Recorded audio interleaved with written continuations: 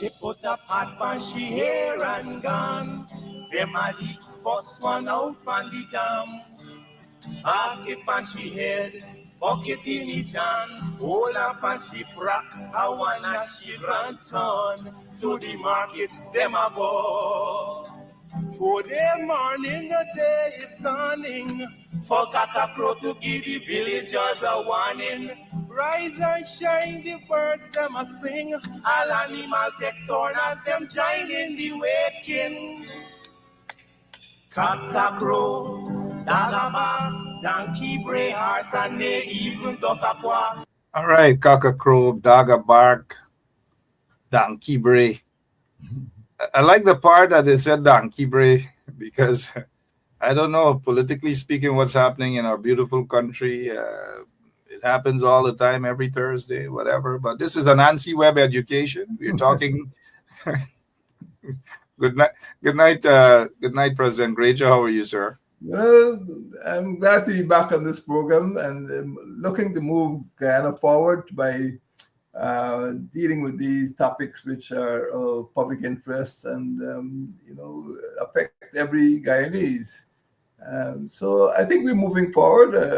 I think we must start to celebrate the Anansi Web anniversaries because this program is making an impact on the way people see themselves as a country and see the future of Guyana for their children. So congratulations on another anniversary. January marks an anniversary of Anansi Web Education, and we will, look forward to 2025 to bring this program into the homes of Guyanese families. And thank you so much. Anansi Web Education is going up in age. This is another anniversary, and today's topic is about just that, and what we will be dealing with here today as we welcome all of our listeners, wherever you are. Good night.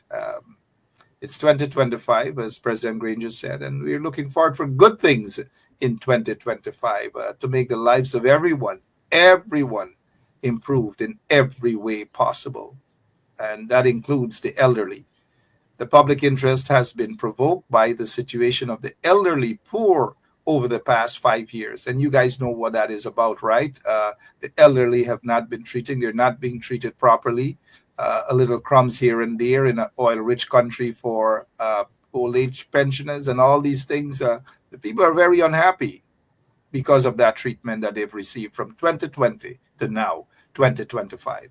And remember, in national policy on aging, in 2018 should be implemented to promote the social well-being of the elderly by providing non-contributory financial assistance to improve their quality of life. This was done in 2018, and you guys know who was in office. You guys know who was the president in 2018 when this idea was introduced. Anyways, they're not concerned about the quality of life of our elderly, and that is why tonight we are here to discuss that.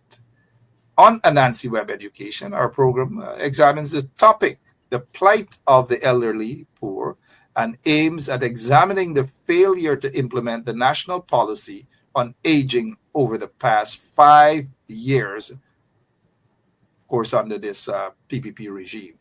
And we will be discussing 4 questions. The first question, President Granger, who are the elderly persons who need to benefit from a national policy on aging? This is a loaded question because I would say that the entire nation would benefit because aging is a process that affects everyone. And, people who are young will eventually become old. There are some politicians in Guyana who describe their rivals or their opponents as fossils. But eventually they become fossils too. And it is a mistake that people make, especially younger people. But if you have a policy on a national policy on aging, it affects young people because they want to have a safety net when they grow up, and they will become old if they live long enough.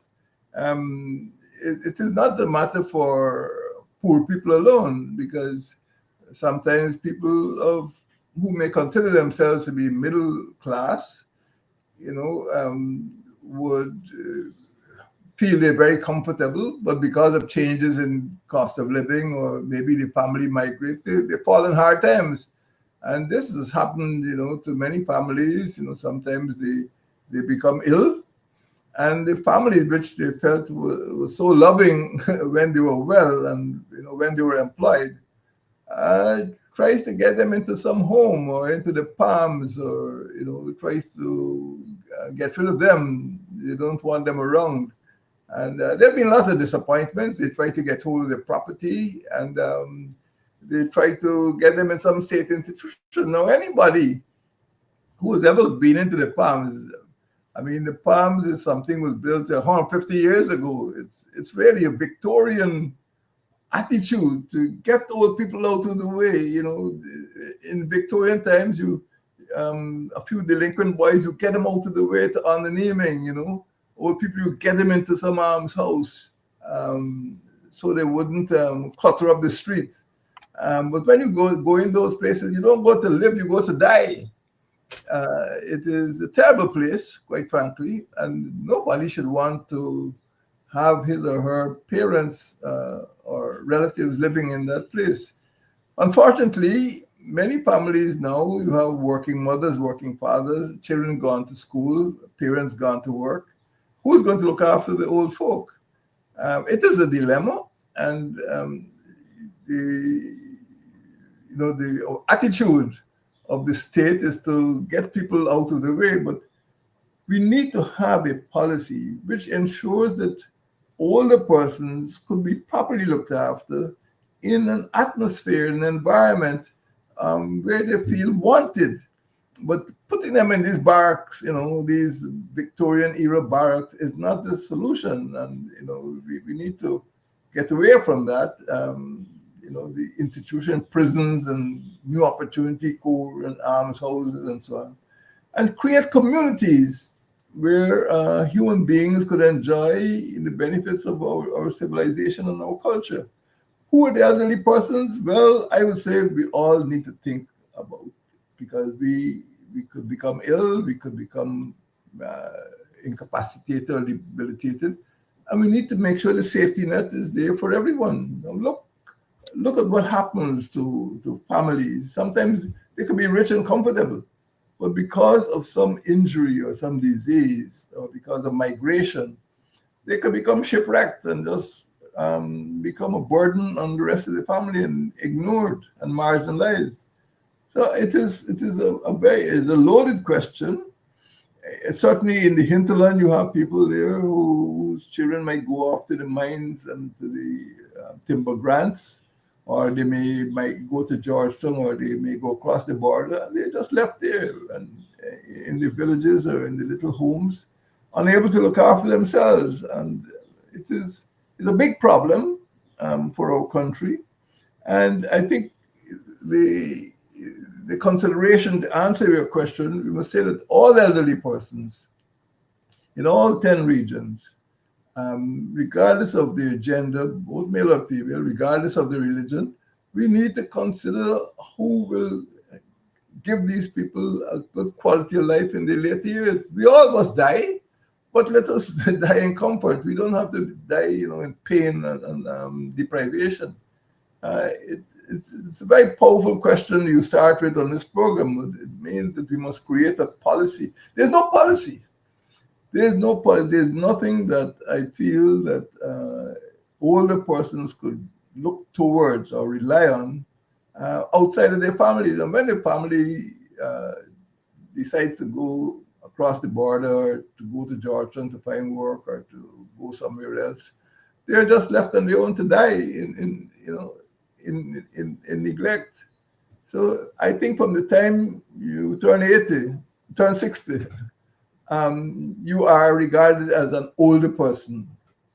You may not feel so, but after that, your health starts to deteriorate, and you find there are problems with everything: problems with your pension, problems with your health, problems with cost of living, and the problems just keep multiplying unless there's a safety net.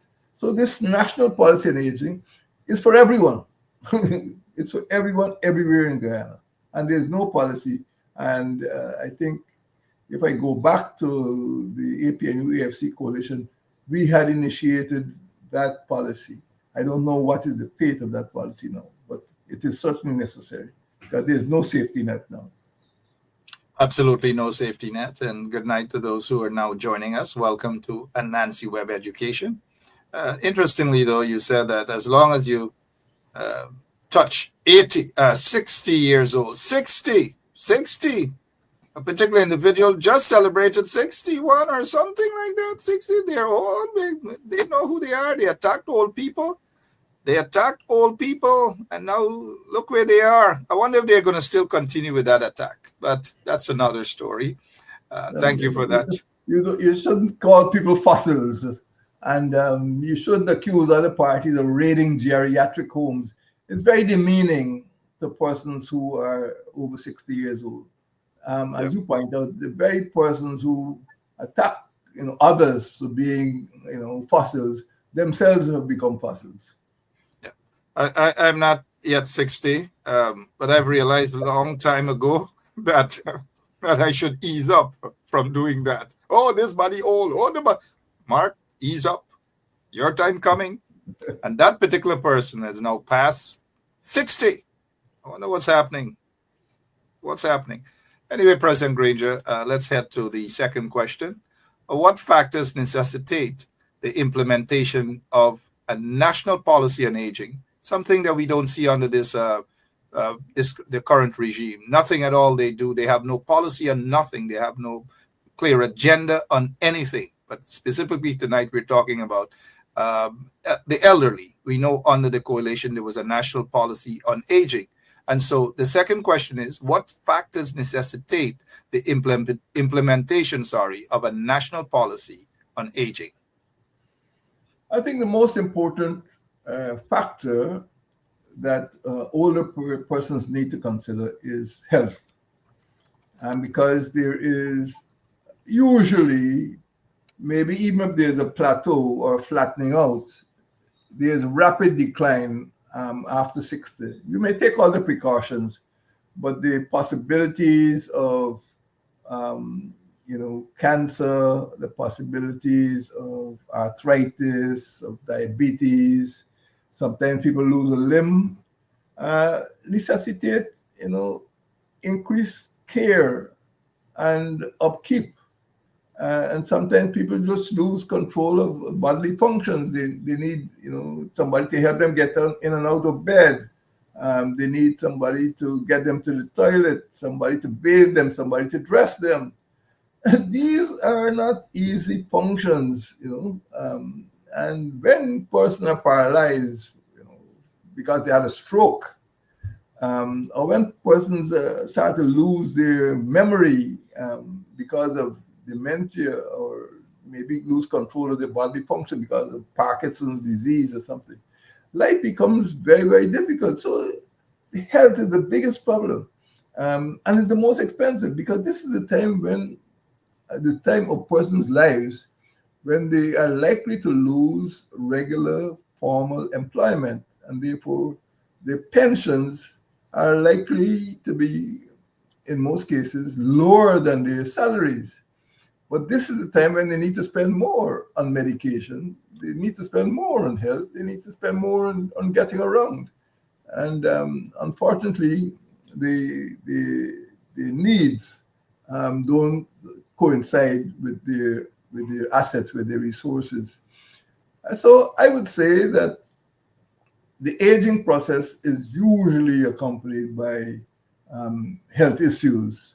And in those circumstances, people would require the support of either a system, if there's a national public health service, or that safety net which the PNC created, 50 years ago, the NIS. And the NIS is very problematic, and the PPP has to take full blame for the damage that was done to the NIS. We can come to that later as you ask these questions. But because of the fragility of the NIS system, it is not as robust as it was intended to be. And I would say that that fragility necessitates a national policy on aging where the administration of the day does not interfere in decisions which could benefit the intended beneficiaries of the scheme. That scheme is meant for workers. That scheme is meant for the lower section, the lower paid sections of society. It's not a rich man section, and unfortunately, during the PPP years, they ignored it, and a lot of people used to get away. A lot of business owners never made contributions of the paid in the contribution of their workers. The result is when the workers retired, they were told, "Oh, the benefits are not there." But what happened is that the business people just used those payments to finance their own businesses and left the workers in the lurch. And we know who they are. People even with small businesses used to be visited by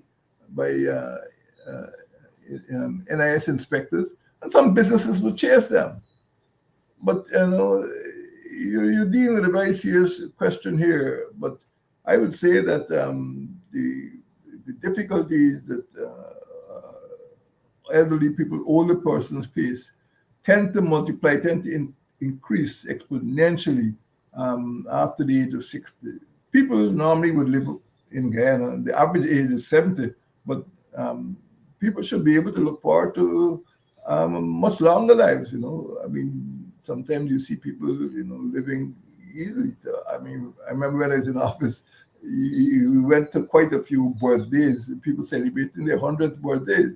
And, so we don't have to die at 60. You can look forward to another 40 years of life.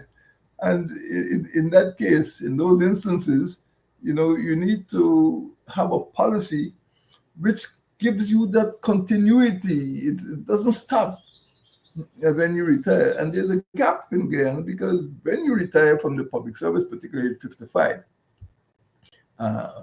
there's a gap between that time and the time you get any sort of benefits.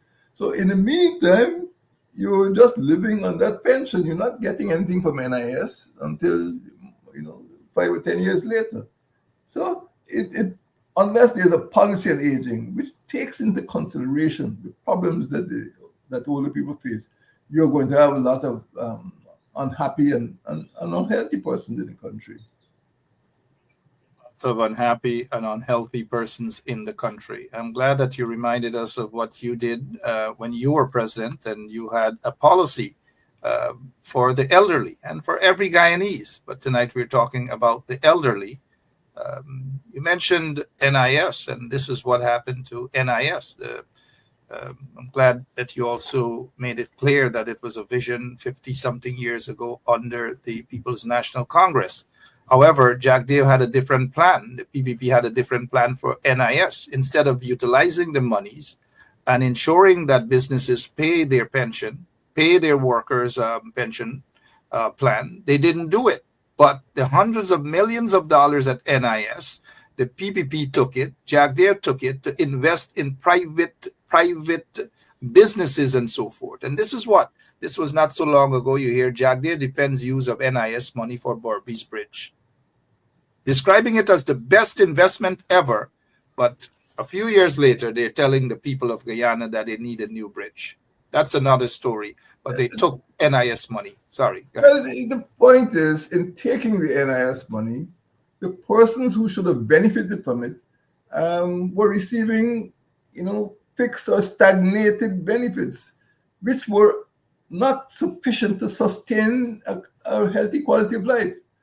So if they'd invested that money prudently and intelligently, those workers would have been able to live more comfortably. But they were kept at a low level, and simply because the NIS board was controlled by the cabinet secretary, who was taking orders from the cabinet rather than fulfilling the decisions of the board. And he was just doing what the cabinet ordered. And you know who was in charge of the cabinet in those days? That is the big problem. And persons who were receiving NIS, had this flat rate, which, could, and of course, up to now, up to January 2025, we have very serious problems with the NIS. And it is not fair to blame the staff of the NIS. People who are to be blamed are the government between 1992 and 2015 who made a mess of NIS. And the point is, the attitude is that this money is just for old people. This money is not, this money could be used for other purposes. And some of the investments were imprudent, were bad. The CLICO investment, the bridge investment, and it damaged people's lives. And the enforcement was so poor that many businesses were collecting NIS contribution from the workers and not remitting them to the scheme. So the scheme was being strangled by poor decision making by the chairman of the board, and being strangled by non-contribution of business people. And the business people must accept responsibility for not bringing pressure to bear on their colleagues in the commercial community who were just taking the people's money and not paying it. It's criminal. And a lot of older persons suffered and are still suffering because of those low rates. And you're correct. Those people still continue to suffer as a result of the recklessness of the PPP regime. And we can talk about that at some other occasion as we prepare to go to the third question. But before that, this is in 2016. It says here, and there you are, smiling and caring about the elderly. You said on October 5th, President David Granger earlier today assured, that was back in 2016, mind you, when you were president, that you assured that the senior citizens of the country, that their welfare is carefully being examined by the government and new measures will be instituted in the new year to ensure that they are afforded a better quality of life, of course, the implementation of caregiving systems and so forth and so on. And that is what caring governments do. They care about the people. They care about the young. They care about those who haven't yet reached 60. And they care about those who are now 60 and above. That's what governments do. Well, that ceremony that you're referring to is really one that is celebrated at the International Day of Older Persons. The observance is really 1st of October. So the date you quote might be slightly off. When it might not have been held on the day, but I think the function was there was a luncheon, I think, for older persons from one of the regions. But you're quite right about the policy.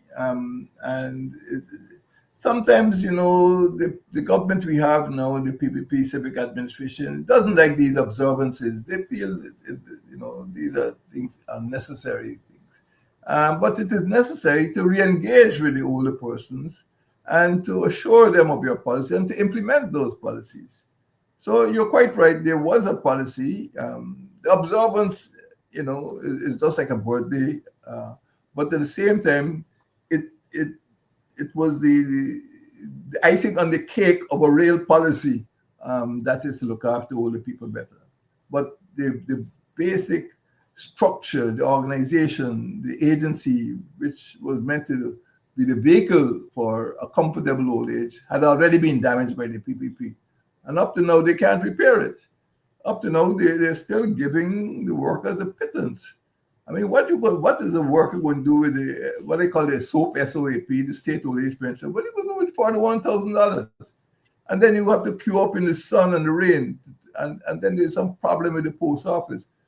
I mean, you undermine the public service, you damage the public service, and your public service can't even raise a proper cash grant, ceremony to give old people, older persons, the cash grants on time.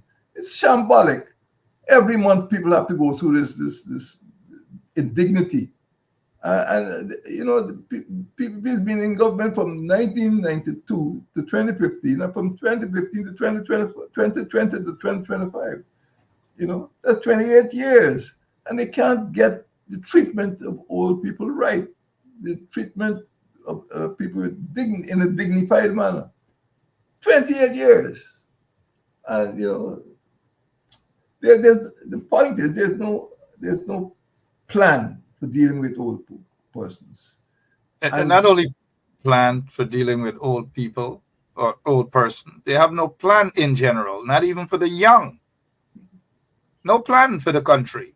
And that's what it is, President Granger. The PPP has no plan, none whatsoever. Our third question, and good night for those of you who are now joining us. We're dealing with the elderly and how the PPP has neglected the elderly also. So the third question is, why has the PPP refused to implement a national policy on aging? refuse is a strong word because they are not unaware of the need for a national policy. And it's a strong word, but it is not incorrect. That they have a choice. They could either have a policy or not, but they've chosen not to have a policy because once there's a policy, people hold them to that policy. That is your budget will have to show what you're doing for the aged, for older persons. Your attitude to NIS will have to show what you're doing for older persons. Attitude to these Victorian era institutions, the palms, you have to show where the money is going. And the point is, there might be people in the PPP who do not have regard for the older persons. They're just fossils, and sooner or later the fossils will die out. It is true, we'll all die out. But the national policy on aging is meant to ensure that people's later years, after retiring from a full-time official or formal employment, should be comfortable. And older persons are not useless persons. It is not just a group of people who soak up benefits. These are people who have experience, who have expertise, and who can contribute to the quality of life in music, in culture, in sport, in academia. And other countries make use of their older persons, well into the 80s. And Guyana has this practice, and sometimes, unfortunately, the unions don't support progressive policies to extend the period of work from 55 to 60 or 65. This is because, a lot of people who have no faith in the government want to migrate. They want to collect their gratuity and the pension and get out of the country. So it's a problem. You can't impose something that the workers don't want. But the unions, have to have a voice, and the workers themselves have to have a voice. And unless the government enjoys the confidence of the workers, you're going to get this situation. But I think retiring people at the age 55, and then there's this huge 5-year gap, or a 5-year gap, or 10-year gap before they get all the benefits, is really very harmful. And we're losing a lot of manpower, a lot of expertise, a lot of experience. And I think there needs to be a change. But the PPP is refusing to have a policy because once you have a policy, they'll be held to that policy. And what we've seen over the last 50 months is a lot of announcements and no performance. A lot of promises, but no performance. You hear about card of unity, but there's no card of unity. You hear about, various types of programs for national unity, but they don't materialize. You hear about One Guyana Commission. Where's the One Guyana Commission? You keep hearing these promises, but there's no performance. And the reason there's no policy is because the PPP do not want to make a commitment.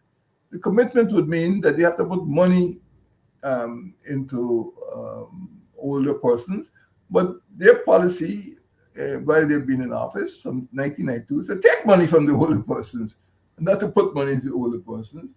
And that is the reason, if I can answer your question in those few words.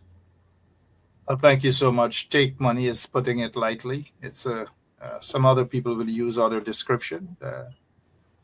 We're told that even words such as corruption is not allowed in Parliament. Some people may want to use that instead of take. Some people may want to use thieving it instead of take. But we are on Anansi Web Education. We'll use the word take, and we're not going to use it, the term corruption or thieving. I just want to make that clear. We'll use the word take, right? Um, and now that someone who usually barks a lot every Thursday, is over 60, 61, 62, or whatever, take this time out to welcome them to the geriatric club. And so we're going to see if they're going to curse people, call them geriatrics, and all these sort of things. History has a way, History has a way. Let's go to our final question for tonight, President Granger. How can a national policy contribute to a higher quality of life for everyone? Something of which the PPP doesn't believe in. They don't believe in these sort of things. If they can keep taking old people's money, they will do just that. But how can a national policy contribute to a higher quality of life for everyone? There are several ways of looking at this problem and answering your question. To start with, everyone will be affected by aging sooner or later. I think no one wants to die at 30 or 40 or 50. And once you have a policy, it will benefit everyone because is expected to age. Now, aging would involve need for better health care. And it is my view that older persons, regardless of which social stratum they come from, which region they come from, which religion they belong to, whether men or women, they can benefit from reliable and effective health care. People will lose their vision, people will lose their hearing, people may suffer from diabetes or strokes, and they would like to get treatment at a reasonable cost. And, they would like to return to good health. They would need proper accommodation. And in homes where mommy and daddy are working, they leave home, 6 or 7 or 8 o'clock in the morning, children go to school. The older folk may be left alone, and sometimes they may have an accident. Sometimes, as you see in the newspapers, there's a fire and an older person is burned to death. And sometimes being alone all day, they need care. They need to be fed, and they have to go to the toilet and have a bath and so on. And also they feel depressed when they're left alone, because they're not accustomed to being alone. They're accustomed to having a family around them. And I know this has happened to some families which migrated, and of course, when people go to metropolitan countries, the families spend a lot of time away from the actual apartment, away from their home, and the older persons feel neglected. So the tendency to put older persons in institutions may seem to be practical, but it could be painful. If anyone would pay attention to what happens in these institutions, even private institutions where you have to pay, and I think the Palms is probably the only place I know where an older person could stay without paying. Of course, it has limits, and the conditions there are not, you wouldn't want to send your mother and father to live there. So accommodation is a problem, and of course, getting care in that accommodation is going to be very difficult. The quality care that you need, and the other problem is the question of social security. That the state has a responsibility. This is not a private responsibility. The state has a responsibility for ensuring that after a person comes out of formal employment, he or she could receive a stable and regular income, which would guarantee a certain quality of life. And, there's no private, for poor people, and most of the Guyanese are poor people. The SOAP, I call it, the SOAP, the state old age pension, is so low. It is sometimes ridiculous that to expect persons who require that so much more attention, particularly medical attention, there's no way you could survive on soap. and you suffer. It will be painful, and unfortunately, a lot of people end up being destitute or being left on the street. And in some cases, uh, tragically, I would say that some ruthless or unscrupulous relatives would take the ailing older person to the hospital for legitimate purposes and would just abandon the person at the hospital. And not, every week it happens at the Georgetown Public Hospital Corporation. I don't know what happens in other hospitals, but every week there are old persons abandoned in the hospitals simply because there's no safety net, and their homes let them down, and the state lets them down. And, it is very difficult. I mean, this is no place for old people. This country is not a nice place for older persons. Certainly not a nice place. The PPP is not making anything better for our elderly. They just don't have a policy. They just don't care. They believe a couple of crumbs here and there for the elderly is sufficient, while others, maybe friends and others, benefit hundreds of millions and billions of dollars. All right. This is our program for tonight as we dealt with the topic, the plight of the elderly poor. And our aim was basically to examine the failure and ask the question, why has the PPP failed to implement the national policy on aging over the past 5 years? It shows that they just do not care. The PPP regime doesn't care about the elderly. They do not care about the young folks in the country. They just do not care about anything. But now that a particular individual has entered the geriatrics club, I'm sure, President Granger, you'd want to welcome that individual to the club, and hopefully they'll start caring. I doubt that, but I don't know.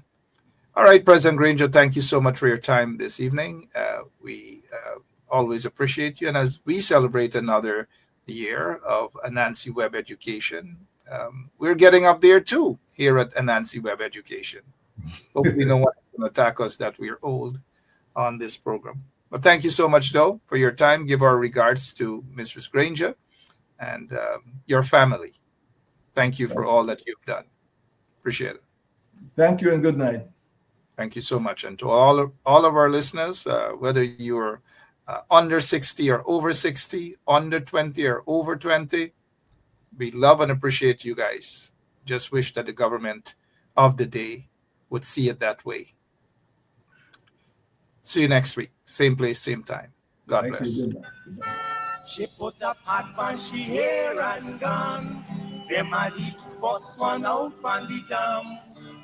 Basket on she head, bucket in each hand. Hold up on she frack, I wanna she grandson. To the market, them a go. For the morning, the day is dawning. For Catacrow to give the villagers a warning. Rise and shine, the birds them a sing. All animals take turn as them join in the waking.